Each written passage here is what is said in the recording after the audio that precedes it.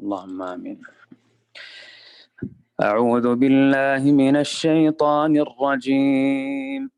ولقد آتينا موسى الكتاب فاختلف فيه ولولا كلمة سبقت من ربك لقضي بينهم وإنهم لفي شك منه مريب. وإن كلا لما ليوفينهم ربك أعمالهم إنه بما يعملون خبير. فاستقم كما أمرت ومن تاب معك ولا تطغوا إنه بما تعملون بصير. ولا تركنوا إلى الذين ظلموا فتمسكم النار وما لكم من دون الله من أولياء ثم لا تنصرون. وأقم الصلاة طرفي النهار وزلفا من الليل إن الحسنات يذهبن السيئات ذلك ذكرى للذاكرين. واصبر فإن الله لا يضيع أجر المحسنين. فلولا كان من القرون من قبلكم أولو بقية ينهون عن الفساد في الأرض إلا قليلا ممن أنجينا منهم واتبع الذين ظلموا ما أترفوا فيه وكانوا مجرمين. وما كان ربك ليهلك القرى بظلم وأهلها مصلحون. ولو شاء ربك لجعل الناس أمة واحدة ولا يزالون مختلفين إلا من رحم ربك ولذلك خلقهم وتمت كلمة ربك لأملأن جهنم من الجنة والناس أجمعين. وكلا نقص عليك من أنباء الرسل ما نثبت به فؤادك وجاءك في هذه الحق وموعظة وذكرى للمؤمنين. وقل للذين لا يؤمنون اعملوا على مكانتكم إنا عاملون وانتظروا إنا منتظرون. ولله غيب السماوات والأرض وإليه يرجع الأمر كله فاعبده وتوكل عليه وما ربك بغافل عما تعملون. بسم الله الرحمن الرحيم. ألف لام را تلك آيات الكتاب المبين إنا أنزلناه قرآنا عربيا لعلكم تعقلون. نحن نقص عليك أحسن القصص بما أوحينا إليك هذا القرآن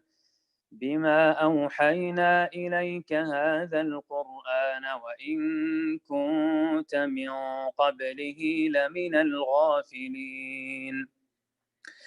إذ قال يوسف لأبيه يا أبت إني رأيت 11 كوكبا والشمس والقمر رأيتهم لي ساجدين.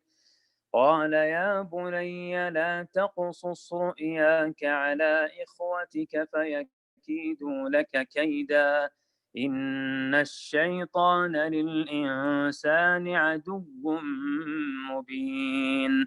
وكذلك يجتبيك ربك ويعلمك من تأويل الأحاديث ويتم نعمته عليك ويتم نعمته عليك وعلى آل يعقوب كما أتمها على أبويك من قبل إبراهيم وإسحاق إن ربك عليم حكيم.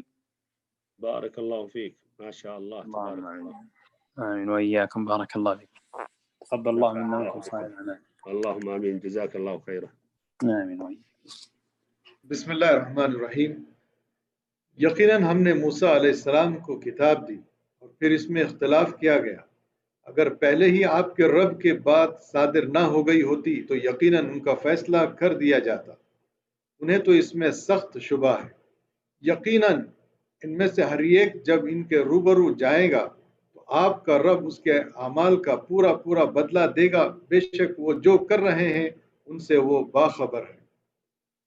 بس آپ جمے رہیے جیسا کہ آپ کو حکم دیا گیا ہے، اور وہ لوگ بھی جو آپ کے ساتھ توبہ کر چکے ہیں، خبردار تم حد سے نہ بڑھنا، اللہ تمہارے تمام اعمال کا دیکھنے والا ہے۔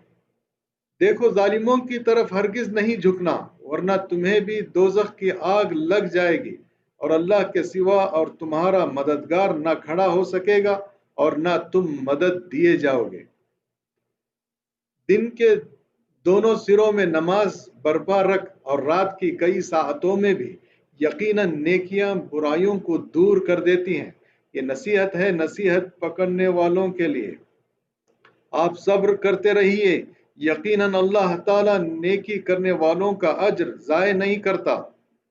بس کیوں نہ تم سے پہلے زمانے کے لوگوں میں سے ایسے اہل خبر لوگ ہوئے جو زمین میں فساد پھیلانے سے روکتے، سوائے ان چند کے جنہیں ہم نے ان میں سے نجات دی تھی۔ ظالم لوگ تو اس چیز کے پیچھے پڑ گئے جس میں انہیں آسودگی دی گئی تھی، اور وہ گنہگار تھے۔ آپ کا رب ایسا نہیں کہ کسی بستی کو ظلم سے ہلاک کر دے اور وہاں کے لوگ نیکوکار ہوں۔ اگر آپ کا پروردگار چاہتا تو سب لوگوں کو ایک ہی راہ پر ایک گروہ کر دیتا، وہ تو برابر اختلاف کرنے والے ہی رہیں گے۔ بجز ان کے جن پر آپ کا رب رحم فرمائے، انہیں تو اس لیے پیدا کیا ہے، اور آپ کے رب کی یہ بات پوری ہے کہ میں جہنم کو جنوں اور انسانوں سب سے پر کروں گا۔ رسولوں کے سب احوال ہم آپ کے سامنے آپ کے دل کی تسکین کے لیے بیان فرما رہے ہیں۔ آپ کے پاس اس صورت میں بھی حق پہنچ چکا جو نصیحت و واعظ ہے مومنوں کے لیے۔ ایمان نہ لانے والوں سے کہہ دیجئے کہ تم اپنے طور پر عمل کیے جاؤ، ہم بھی عمل میں مشغول ہیں، اور تم بھی انتظار کرو، ہم بھی منتظر ہیں۔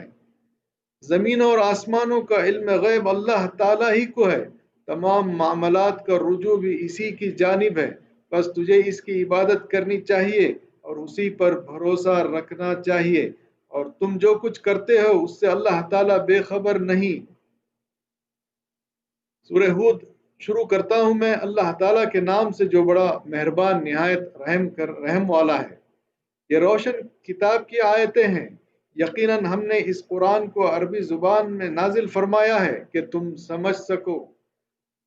ہم آپ کے سامنے بہترین بیان پیش کرتے ہیں اس وجہ سے کہ ہم نے آپ کی جانب یہ قرآن وحی کے ذریعے نازل کیا، اور یقیناً آپ اس سے پہلے بے خبروں میں تھے۔